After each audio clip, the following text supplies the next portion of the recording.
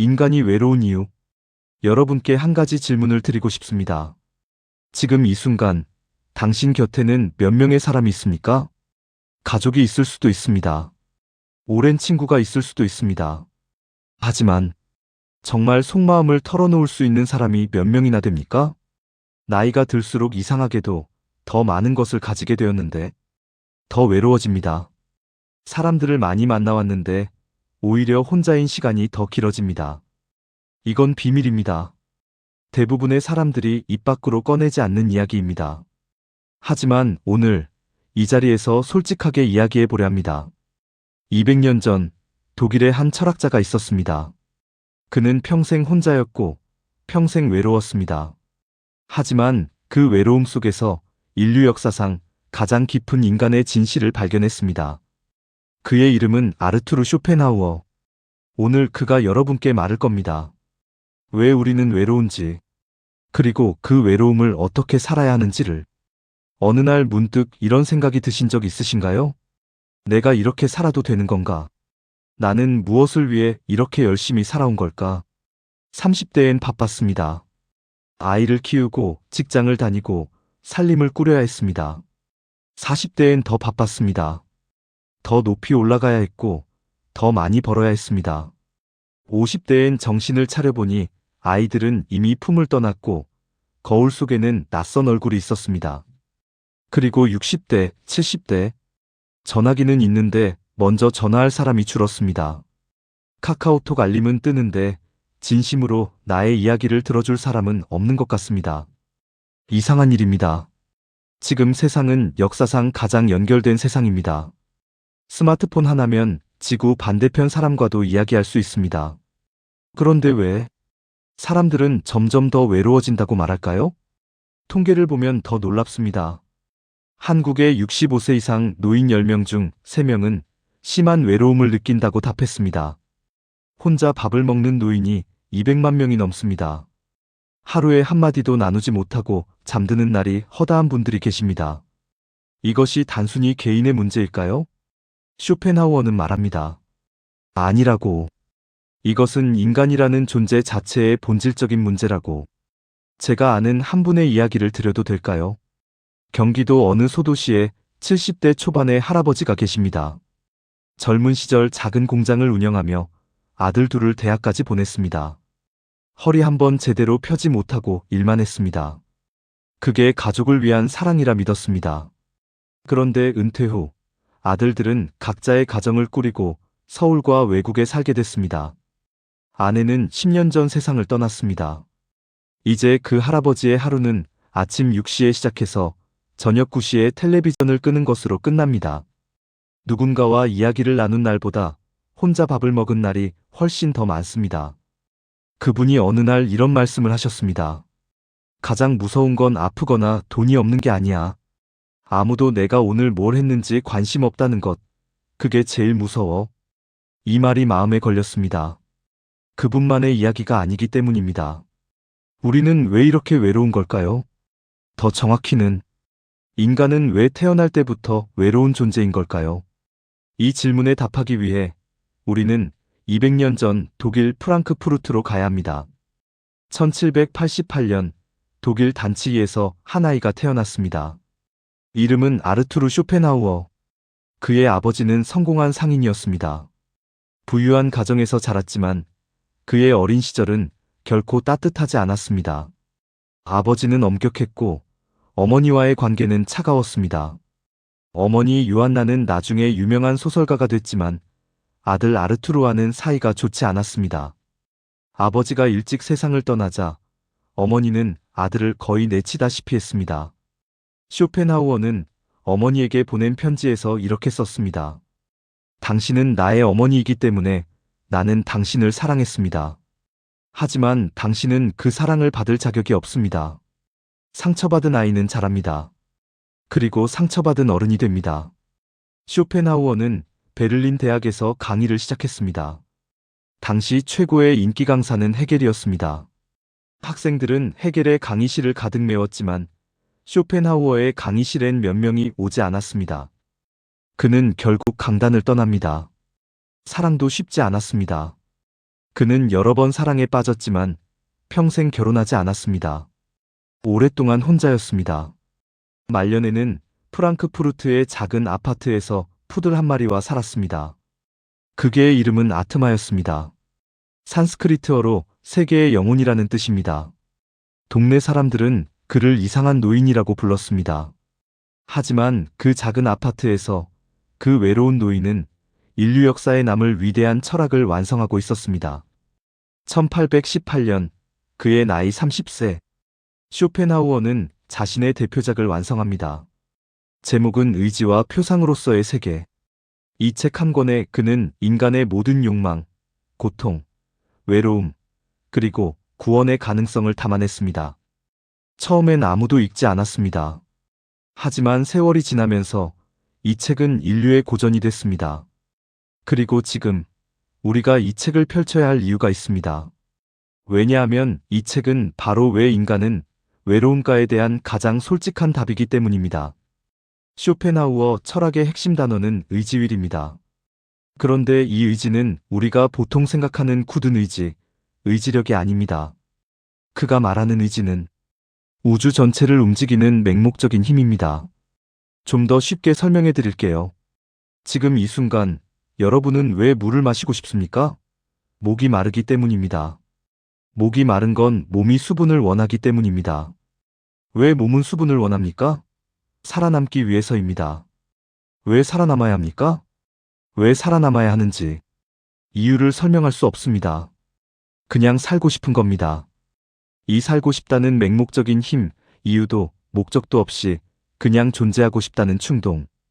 이것이 쇼펜하우어가 말하는 의지입니다. 그는 이렇게 말했습니다. 의지는 맹목적이고 이유가 없으며 끝이 없다. 그것은 항상 원하고 항상 결핍되어 있고 결코 만족하지 않는다. 의지와 표상으로서의 세계. 파도를 생각해 보십시오. 파도는 왜 치는 걸까요? 어디로 가려는 걸까요? 목적이 없습니다. 그냥 칩니다. 멈추지 않습니다. 인간도 마찬가지입니다. 우리 내면에는 항상 무언가를 원하는 맹목적인 힘이 있습니다. 자, 이제 핵심입니다. 이 맹목적인 의지는 항상 무언가를 원합니다. 원하는 것을 얻지 못하면 고통입니다. 원하는 것을 얻으면 잠깐의 만족. 그리고 곧 또 다른 욕망이 생깁니다. 쇼펜하우어는 이것을 시계추에 비유했습니다. 인간의 삶은 욕망과 권태 사이를 왔다 갔다 하는 시계추와 같다. 욕망이 충족되지 않으면 고통이고 충족되면 권태다. 의지와 표상으로서의 세계. 이 말이 와닿으시나요? 젊을 때 우리는 꿈이 있었습니다. 좋은 직장, 좋은 배우자, 좋은 집. 이것들을 얻기 위해 온 힘을 다했습니다. 그리고 하나씩 이뤄갔습니다. 그런데 막상 다 이루고 나면 이상하게도 이전만큼 기쁘지 않습니다. 또 다른 것이 부족한 것 같습니다. 왜 그럴까요? 쇼펜하우어에 따르면 그것이 인간의 본질이기 때문입니다. 우리 내면의 의지는 결코 만족을 모릅니다. 무언가를 이루면 또 다른 무언가를 원합니다. 이것이 욕망의 사슬입니다. 그러면 인간은 평생 이 고통에서 벗어날 수 없는 걸까요? 쇼펜하우어는 탈출구를 제시합니다. 세 가지입니다. 첫째, 예술. 둘째, 연민과 도덕. 그리고 셋째, 가장 중요한 것, 고독입니다. 이제 오늘의 핵심 이야기입니다. 왜 우리는 외롭습니까? 쇼펜하우어의 대답은 놀랍습니다. 우리가 외로운 이유는 우리가 타인에게서 자신이 원하는 것을 채우려 하기 때문입니다. 쉽게 말씀드릴게요. 우리는 사람들에게 기대합니다. 저 사람이 나를 이해해 줄 것이다. 저 사람과 함께하면 덜 외로울 것이다. 저 사람이 내 편이 되어 줄 것이다. 이렇게 기대하며 관계를 맺습니다. 그런데 그 기대가 채워지지 않을 때마다 우리는 실망합니다. 그리고 더 외로워집니다. 쇼펜하우어는 이것을 고슴도치의 딜레마로 설명합니다. 추운 겨울날 고슴도치들은 서로의 온기를 나누기 위해 모입니다. 하지만 너무 가까이 붙으면 가시에 찔립니다. 그래서 다시 멀어집니다. 그러면 다시 추워집니다. 인간관계가 바로 이와 같습니다. 소풍과 보록. 인간은 타인이 필요합니다. 하지만 너무 가까이 다가가면 서로 상처를 줍니다. 그래서 멀어집니다. 하지만 멀어지면 외롭습니다. 이 딜레마에서 벗어나는 방법은 없을까요? 쇼펜하우어는 말합니다. 그 출발점은 혼자 있는 능력을 키우는 것이라고. 오직 뛰어난 사람만이 고독 속에서 완전히 자신을 채울 수 있다. 평범한 사람은 사교를 원하지만 그것은 그들이 자신을 견디지 못하기 때문이다. 소풍과 보록. 이 말은 비판이 아닙니다. 이것은 초대입니다. 혼자 있는 것을 두려워하지 말라. 혼자 있는 것을 배워라. 이것이 쇼펜하우어의 메시지입니다. 타인에게서 채우려 했던 것들을 내 안에서 찾을 수 있을 때 우리는 비로소 외로움에서 자유로워집니다. 그리고 역설적으로 내가 혼자 있는 것을 편안하게 느낄수록 타인과의 관계도 더 건강해집니다. 기대하지 않기 때문에 실망하지 않고 실망하지 않기 때문에 상처받지 않기 때문입니다. 그렇다면 행복이란 무엇일까요? 쇼펜하우어는 흥미로운 말을 남겼습니다. 인간의 행복에서 가장 직접적이고 본질적인 것은 우리가 누구인가, 즉 개성과 정신의 풍요로움이다. 우리가 소유하는 것, 타인이 나를 어떻게 보는가는 그 다음이다. 소풍과 보록. 우리가 누구인가라는 말이 중요합니다. 돈이 많아도 내면이 공허하면 행복하지 않습니다. 명예가 있어도 스스로를 사랑하지 못하면 행복하지 않습니다. 하지만 소박하게 살더라도 내 안의 세계가 풍요롭다면 그 사람은 어디서든 행복할 수 있습니다. 쇼펜하우어 자신도 말년에 프랑크푸르트의 작은 아파트에서 푸들과 함께 살면서 책을 읽고 글을 쓰고 산책을 하며 살았습니다. 화려한 사교 모임도 없었고 찾아오는 가족도 없었습니다. 하지만 그는 그 삶을 가장 풍요로운 시간이라고 회고했습니다. 내면의 풍요로움은 빼앗기지 않습니다. 불황이 와도 나이가 들어도 몸이 아파도 그것은 여전히 내 것입니다. 자, 이제 오늘의 이야기를 우리 삶에 가져와 볼게요. 쇼펜하우어의 철학에서 우리는 세 가지 중요한 교훈을 얻을 수 있습니다. 우리는 평생 더 많이를 향해 달려왔습니다. 더 많은 돈, 더 높은 지위, 더 좋은 집. 하지만 쇼펜하우어는 말합니다. 욕망이 클수록 고통도 크다고. 지금 이 순간 여러분 삶에서 없어도 되는 욕망은 무엇인가요? 남들과 비교하는 것, 인정받고 싶은 마음, 더 잘 보이고 싶은 욕심. 이것들을 조금씩 내려놓을 때 삶이 훨씬 가벼워집니다. 가장 행복한 사람은 가장 많이 가진 사람이 아니라 가장 적게 원하는 사람이다. 우리 세대는 혼자는 안 된다는 말을 들으며 자랐습니다. 혼자 밥 먹으면 불쌍하다고, 혼자 사는 건 쓸쓸한 것이라고. 하지만 쇼펜하우어는 정반대의 이야기를 합니다. 혼자 있는 시간을 즐길 수 있는 사람이 가장 자유로운 사람이라고. 혼자 걷는 산책, 혼자 보는 영화, 혼자 마시는 커피 한 잔. 이것들이 쓸쓸한 것이 아닙니다. 이것들이 나를 채우는 시간입니다. 내가 나 자신과 친해지는 시간입니다. 내가 나 자신과 편안할수록 다른 사람들도 나를 더 편안하게 느낍니다. 내가 나 자신을 좋아할수록 다른 사람들도 나를 더 좋아하게 됩니다. 나이가 들면 자연스럽게 인간관계가 줄어듭니다. 이것을 슬퍼하지 않으셔도 됩니다. 쇼펜하우어는 말합니다. 사람을 많이 사귀는 것보다 깊이 이해하는 것이 중요하다고.